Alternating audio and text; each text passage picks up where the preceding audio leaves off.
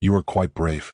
Let's see how long that will last, says Oliver as he goes to the darkness of the room and comes back with a rat. I will put this guy inside you. Let's see if maybe having your womb devoured from the inside will make you talk. She does not react to that, her body doesn't even twitch in fear at the horrific things that Oliver describes to her. 2 hours later, and Oliver has a frown on his bandaged face as he looks at the dead woman in front of him. She had a huge bloody hole on her lower body. The woman had tears and snot running down her face as she looked terrified. She had screamed so much, but in the end she didn't speak a thing about the faceless man. Oliver wasn't discouraged at this at all. He plans to capture another faceless man tomorrow. They are all human no matter how they act, so there must be some of them willing to squeal. In the end, he just takes some oil and covers the room in it, which after he burns it down, he has hundreds of these hidden disposable rooms among Bravos. He did plan a lot just in case something happened to his first body. 1 day later, and in another similar room, a tied-up man is crying. Please, let me go now. Oliver doesn't say anything as he takes off his bandages, and below it is a black-haired and blue-eyed face. Truly amazing. So this is the concoction the faceless men use to make the new faces. He thinks in amazement, not paying mind at all to the tied-up man. He looks at his face in the mirror and is amazed once again.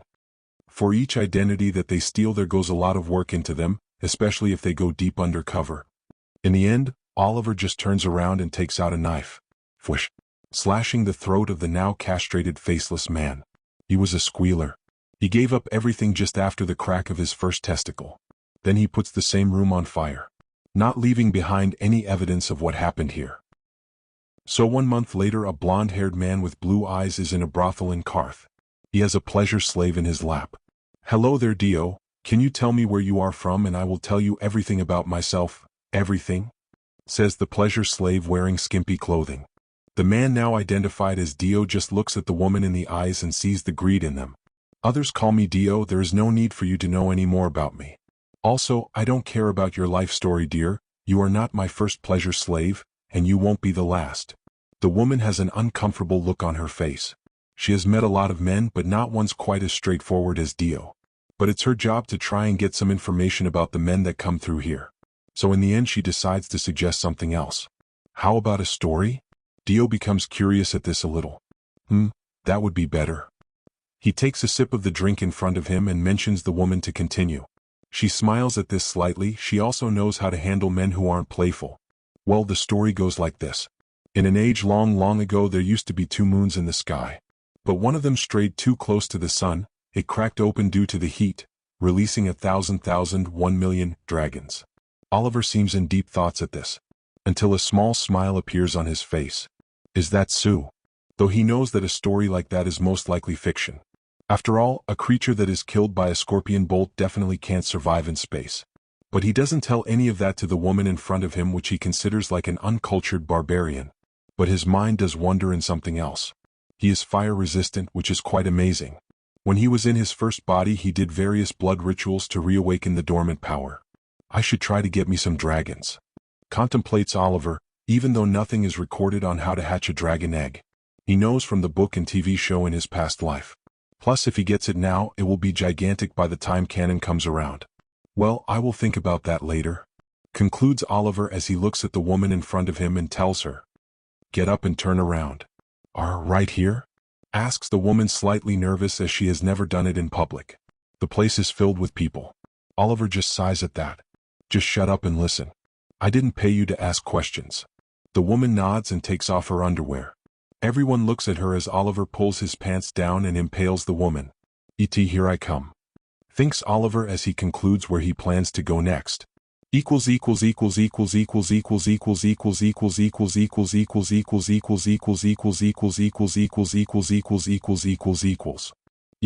quite some messed up sh*t that he did this chapter.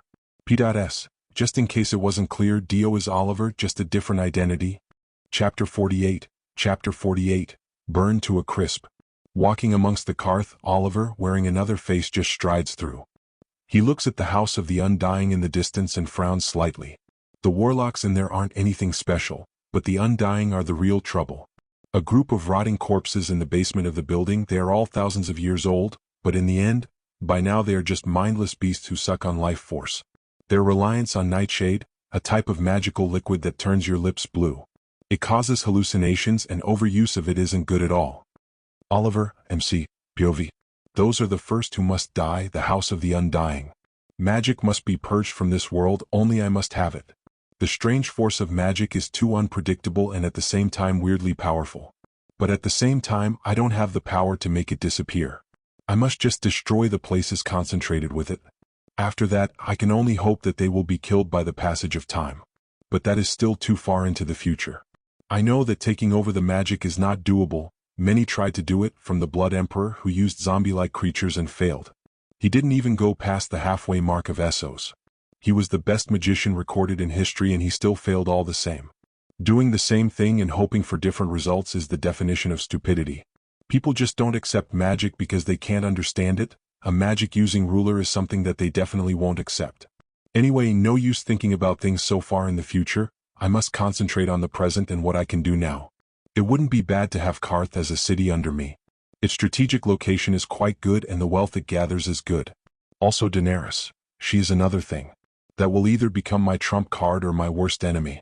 But I must let her play her part. Westeros must be in chaos and fear so I can slither my way in there. Still, though, playing a part in her journey wouldn't be too bad. Plus she is human, and can be killed. Anyway, I must go to ET, that is where the tomb of the Blood Emperor lies and many other magical knowledge. Then Ashai, the land of shadows, a place I wouldn't normally go due to a high chance of death being very apparent in that place. That is the city of mages pretty much. Then there is north of the wall. I must meet a certain crow. All of these things must be done before the canon timeline starts, or else by then, it will be useless anyway as everything starts into play.